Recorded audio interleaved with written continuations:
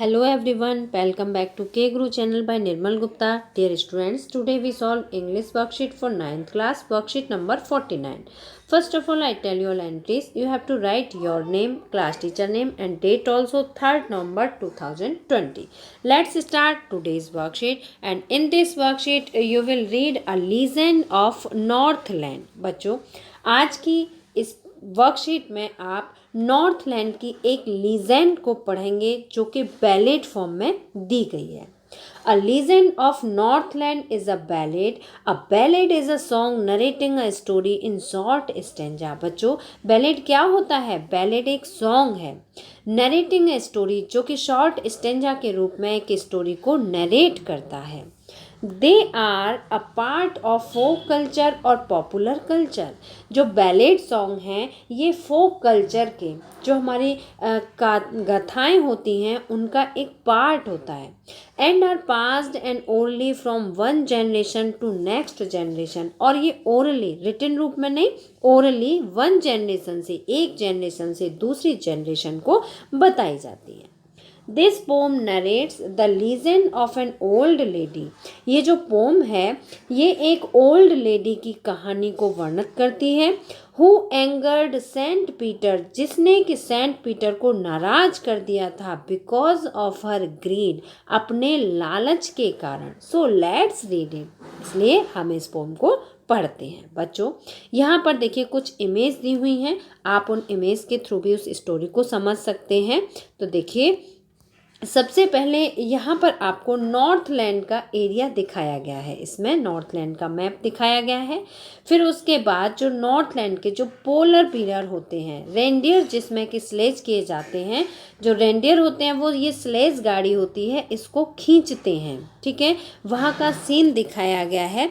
इसके बाद यहाँ पर ये बच्चे दिखाए गए हैं जो कि अपने कलरफुल ड्रेसेस में जो विंटर सीजन है उसे एंजॉय कर रहे हैं। इसके बाद यहाँ पर देखिए ये सेंट पीटर्स हैं, ये आते हैं और ये कहाँ आते हैं? एक बेकरी पर आते हैं जहाँ पर कि एक ओल्ड लेडी केक्स बेक कर रही होती है ना। एक बूढ़ी औरत है जो कि केक बनाती है और यहाँ पर वो उससे केक मांगते हैं, खाने के लिए केक मांगते हैं। तो जो ओल्ड लेडी है वो एक केक बनाती है उन्हें देने के लिए, लेकिन जब वो उसे देने चाहती है तो उस समय उसे लगता है कि वो केक बहुत बड़ी है, इतनी बड़ी है कि वो दी नहीं जा सकती है। उसके बाद वो फिर दोबारा से आटा लगाती है, डो बनाती है और फिर से केक बनाती है उससे थोड़ा छोटा। लेकिन जब वो फिर देना चाहती है तो फिर यही सोचती है कि ये केक तो बहुत बड़ी है, ये देने लायक नहीं है। उसके बाद वो फिर से डो लगाती है और एक पतले पापड़ के रूप में एक केक बनाती है। उस केक को देखकर जो सेंट पीटर हैं वो बहुत नाराज हो जाते हैं। वो कहते हैं कि वो जो लेडी है वो बहुत ग्रीडी है, लालची है, जो कि एक केक भी नहीं दे सकती। जो सेंट पीटर हैं वो उसे कर्स देते हैं, श्राप देते हैं और वो लेडी कट फोड़वा वुड पैकर के रूप में चेंज हो जाती है अपने ग्रीड के कारण, अपने लालच के कारण। आई hope all of you understand. This is the summary of this pome. अब बच्चों इस पोम को डिटेल में पढ़ते हैं। तो देखिए, away away in the north land where the hours of the day are few and the nights are so long in winter. बच्चों, जो फर्स्ट पैसेज है इसकी जो फर्स्ट 4 लाइन्स हैं इसमें नॉर्थ लैंड के क्लाइमेट को डिस्क्राइब किया गया है। बताया गया है कि जो नॉर्थ लैंड है वो बहुत दूर है।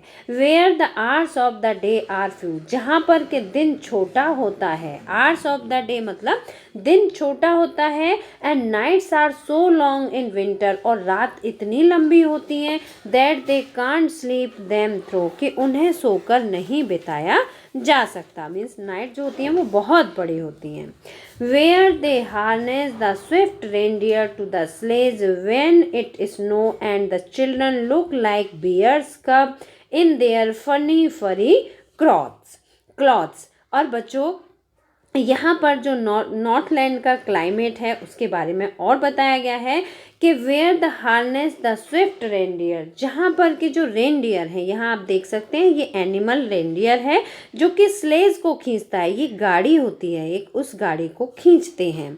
When it snow, जब बर्फ पड़ती है, and the children look like bears cub, तब बच्चे जो भालू के बच्चों के समान दिखाई देते हैं, in their funny furry clothes, और उनके जो कपड़े होते हैं वो फर के बने हुए बहुत सॉफ्ट और कलरफुल कपड़े होते हैं। जब वो पहनते हैं, जो स्नोई सीजन होता है, बर्फ पड़ रही होती है, विंटर सीजन है, तो उसमें वो फनी और फर के कपड़े पहनते हैं जिससे कि वो भालू के बच्चों के समान दिखाई देते हैं।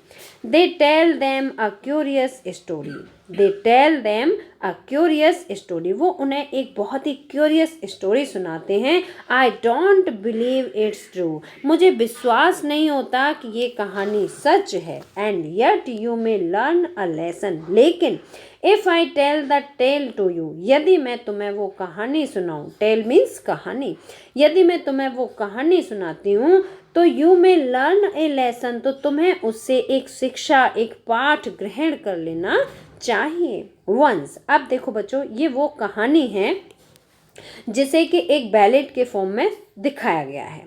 Once when the good Saint Peter lived in world below, एक बार, once when the good Saint Peter, जब सेंट पीटर इस दुनिया में रहते थे, इस संसार में रहते थे, and walked about it preaching just as he did, you know, and walked about, preach means होता है शिक्षा प्रदान करना, और वो लोगों को ज्ञान प्रदान करते थे, शिक्षाएं देते थे। Just as he did, you know, he came to door of a cottage, तो वो एक कुटिया के दरवाजे पर आए।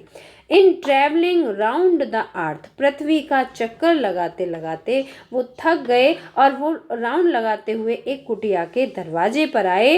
Where a little women was making cakes, जहाँ पर कि एक बूढ़ी औरत, ए लिटिल वुमेन, एक छोटी औरत केक बना रही थी। And baking them on the heart, और उन्हें, हार्ट मीन्स होता है अंगीठी, और उन्हें अंगीठी में सेक रही थी। एंड बीइंग फेंट विद फास्टिंग, और जो सेंट पीटर थे वो फास्टिंग मतलब सारे दिन बिना कुछ खाए पिए थे, तो फेंट मूर्छित होने जा रहे थे, मतलब कि एकदम बेहोशी सी उनको हो रही थी। For the day was almost done, क्योंकि सारे दिन उन्होंने कुछ भी नहीं खाया था। He asked her from her store of cakes to give him a single one, saint Peter ने उस लेडी से कहा कि वो अपने केक के स्टोर से उनको केवल एक cake they they. So C made a very little cake, और फिर उस औरत ने एक बहुत छोटी केक बनाई, सेंट पीटर को देने के लिए एक लिटिल केक बनाई, छोटी केक बनाई। बट एज इट बेकिंग ले, लेकिन जब वो उसे सेक रही थी, बेक मीन्स सेकना, वो केक को सेक रही थी, she looked at it and thought it seem too large to give away, तब उस औरत ने सोचा कि ये जो केक है ये तो बहुत बड़ी है, too large to give away, इतनी बड़ी है कि इसे दिया नहीं जा सकता, ये देने लायक केक नहीं है। देयरफॉर सी नीडेड अनदर, नीड मीन्स होता है आटा लगाना, dough banana.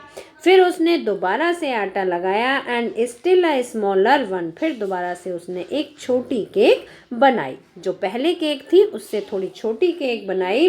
But it looked when she turn it over as large as the first had done, लेकिन जब वो उसे बेक कर रही थी, सेक रही थी, जब उसने उसे पलटा तो उसे फिर से ऐसा महसूस हुआ, as large as the first had done, तो उसे ऐसा लगा कि ये केक तो उतनी ही बड़ी है जितनी बड़ी कि पहली वाली केक थी। Then she took a tiny scrap of dough, फिर उसने बहुत थोड़ा सा, एक मुट्ठी डो लिया, एंड रोल्ड इट फ्लैट, और फिर उसे रोल्ड कर करके, बेल करके इतना फ्लैट कर दिया। And baked it thin as a wafer, और उसे इतना पतला कर दिया जैसा कि एक वेफर होता है। अब बच्चों इसके बाद बट, लेकिन सी कुडंट पार्ट विद दैट, लेकिन वो उसे दे न सकी, इतना करने के बाद भी वो उसे दे न सकी। फॉर सी सैड, तब उसने कहा, my cakes that seems too small when I eat of them myself, जब मैं अपने खाने के लिए केक बनाती हूँ तो वो बहुत छोटी नज़र आती हैं, टू स्मॉल बहुत अधिक छोटी नज़र आती हैं।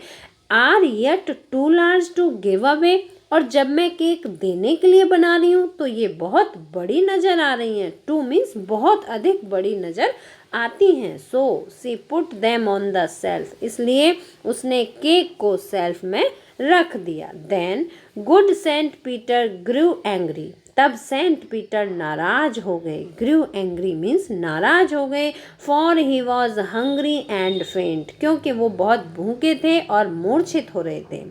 And surely such a women, निश्चित रूप से इस तरह की औरत was enough to provoke a saint, औरत ने जैसा व्यवहार किया वो एक संत को प्रोवोक करने के लिए, एक संत को उकसाने के लिए बहुत अधिक था। एंड ही सैड, उससे नाराज होकर संत ने कहा, you are far too selfish, तुम तो बहुत अधिक सेल्फिश हो, बहुत स्वार्थी हो। To dwell in a human form, तुम मनुष्य के रूप में रहने के योग्य नहीं हो। To have both food and shelter, तुम फूड भोजन और शरण पाने के लायक नहीं हो। And fire to keep you warm, और जो अग्नि जिससे कि तुम अपने आप को गर्म रखती हो, तुम उसे भी रखने के योग्य नहीं हो। Now you shall build as the birds do, अब यहाँ पर जो सेंट पीटर थे उन्होंने उस लेडी को श्राप दे दिया, कर्ज दिया। You shall build as the birds do, saint Peter ने उस लेडी से कहा कि तुम भी चिड़िया की तरह बनाओगी। बिल्ड मीन्स बनाओगी। And shall get your scanty food, और चिड़िया की तरह ही थोड़ा सा खाना खाओगी। जैसे चिड़िया को थोड़ा सा खाना मिलता है, इसी तरह से तुम भी थोड़ा सा खाना खाओगी और चिड़िया की तरह अपना घर बनाओगी। By boring and boring all the day in the hard, boring means अपनी चौं से, यहाँ पे आप देख सकते हैं ये वुड पैकर है, ये इस वुड में, इस लकड़ी में छेद कर रही है ना, तो इसे कहेंगे boring. By boring and boring all the day in the hard dry wood, तुम सारे दिन सूखी लकड़ी में मेहनत करते हुए, सारे दिन छेद करते हुए तब थोड़ा सा खाना प्राप्त कर पाओगी। Then up she went through the chimney, तब वो चिमनी पर उड़ गई, वो चिमनी पर उड़कर चली गई। नेवर स्पीकिंग ए वर्ड, और वो कभी भी एक भी शब्द नहीं बोल पाई। And out of the top flew a woodpecker, और जब उस टॉप पे से, जब उसकी चिमनी का जो ऊपर का पार्ट था वहाँ से निकली तो वो कौन थी? वो एक वुड पैकर चिड़िया थी। इट मीन्स जो लेडी थी वो एक वुड पैकर में चेंज हो गई। For she was changed to a bird, और वो एक चिड़िया के रूप में बदल गई। She had a scarlet cap, उसके सर पर एक स्कारलेट मीन्स रेड कलर का चमकीला कैप था। यहाँ पर आप देख सकते हैं वुड पैकर के सर पर रेड कलर का स्कारलेट कैप है। तो वो जो लेडी थी उसके सर पर एक स्कारलेट कैप था। He had a scarlet cap on her head and that was left the same, और वही बचा, उस औरत के पास क्या बचा? वही रेड कलर का स्कारलेट कैप बचा। बट लेकिन all the rest of her clothes were burn, लेकिन उसके शरीर पर जितने भी कपड़े थे वो सभी बर्न मीन्स जल गए। Black as a coal in a flame, लपटों में, जो चिमनी की लपटें थी उन लपटों में ऐसे जल गए जैसे कि कोयले की तरह काले हो गए। And every country school boy has seen her in the wood, और गांव के प्रत्येक स्कूल जाने वाले बच्चे ने उसे जंगल में देखा था। Where she lives in trees till this very day, जहाँ के वो आज तक जंगलों में रहती है। Boring and boring for food, खाने के लिए लकड़ियों में छेद करती रहती है। Boring and boring for food, खाने के लिए वो हमेशा लकड़ियों में होल करती रहती है। I hope all of you understand this whole poem. बच्चों ये जो पोम है, जो स्टोरी है, ये बहुत ही इंटरेस्टिंग है। Its poet is Phoebe Cary, Phoebe Cary. Now come to the question answers. Based on your reading of poem answer the following questions. बच्चों आपने अभी जो पोम पढ़ी इस पर बेस्ड यहाँ कुछ क्वेश्चन पूछे जा रहे हैं, आपको उन क्वेश्चन के आंसर्स लिखने हैं। तो फर्स्ट क्वेश्चन पढ़ते हैं। What do you think about the climate of Northland? Which lines in the poem tells us about it? Northland के क्लाइमेट के बारे में आप क्या सोचते हैं, कैसा क्लाइमेट था नॉर्थलैंड का, and which lines in the poem tells us about it. Poem में कौन सी लाइन है जो हमें नॉर्थलैंड के क्लाइमेट के बारे में बताती हैं। The climate of Northland is cool. वहाँ का जो क्लाइमेट था वो कैसा था, कूल था। This is cool, COOL, cool. Lines, बच्चों जो लाइन है पोम की वो है, where the hours of the day are few and the nights are so long in winter. जहाँ पर कि दिन बहुत छोटा होता है, and nights are so long in winter, और सर्दियों की तरह रात बहुत लंबी होती हैं। So the climate of Northland is cool. Second question is, why did Saint Peter go to the cottage and who did he meet there? Saint Peter cottage पर क्यों गए थे, उस कुटिया पर क्यों गए थे, और वहाँ पर वो किससे मिले थे? तो इसका करेक्ट आंसर है, saint Peter went to the cottage to satisfy his hunger. वो अपनी भूख शांत करने के लिए कॉटेज पर, कुटिया पर गए थे। He met a little women who was making cakes. वहाँ पर वो एक लिटिल वुमेन से मिले जो कि केक बना रही थी। Now come to question number 3rd. What did the old lady do? उस old lady ने क्या किया? The old lady made a very little cake for Saint Peter. Old lady ने सेंट पीटर के लिए एक बहुत छोटा केक बनाया, बट लेकिन सी डिडंट गिव, लेकिन उसने उन्हें दिया नहीं, because the cake looked too large, क्योंकि केक उसे बहुत बड़ा नजर आ रहा था, to give, so she put it in the shelf, और उसे इतना बड़ा नजर आ रहा था कि उसने उस केक को सेल्फ में रख दिया। टू लार्ज है बच्चों, यहाँ पर LARGE, large, this is large, L, this is large. Fourth question is, a legend is a traditional story. Legend क्या होती है? लीजेंड एक ट्रेडिशनल स्टोरी होती है। Why is this poem called a legend? इस पोम को लीजेंड क्यों कहा गया है? Correct answer is, this poem is called a legend because it tells an old and traditional story of Northland. इस पोम को लीजेंड इसलिए कहा गया है क्योंकि इसमें नॉर्थलैंड की एक ओल्ड और ट्रेडिशनल स्टोरी को बताया गया है। This is the story of an old women who angered Saint Peter because of her greed. इसमें उस बूढ़ी औरत की कहानी है जिसने कि सेंट पीटर को अपने लालच के कारण नाराज कर दिया था। Now come to question number 5th. Find rhyming words in the poem. Poem के राइमिंग वर्ड्स आपको बताने हैं।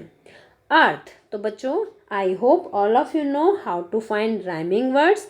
फर्स्ट लाइन का जो लास्ट वर्ड होता है that match with another word of another line, किसी दूसरी लाइन के लास्ट वर्ड से मैच करता है तो वो राइमिंग वर्ड कहलाते हैं। ठीक है, तो देखिए इसके राइमिंग वर्ड्स हैं, earth match with hearth, done one, lay away, faint saint, food wood, all are rhyming words. Now come to question number 6. What punishment did the old lady receive? Old lady को क्या punishment मिला था, उसने क्या सजा प्राप्त की? Saint Peter cursed her, cursed मतलब अभिशाप देना, सेंट पीटर ने उसे श्राप दिया, and she changed into a woodpecker, और वो एक वुड पैकर में बदल गई। Now come to next, write the synonym of the part in the poem. Poem में जो पार्ट शब्द है वो किसके लिए यूज किया गया है, इसका जो सिनोनिम वर्ड है वो क्या है, that is left. I hope all of you understand this whole worksheet, whole poem very well. If you like this video, please press the button of like. और अगर आपने अभी तक हमारे चैनल को सब्सक्राइब नहीं किया है तो आज सब्सक्राइब जरूर करें। Then we will meet again in next educational video. Till then, bye bye. Good luck to all of you.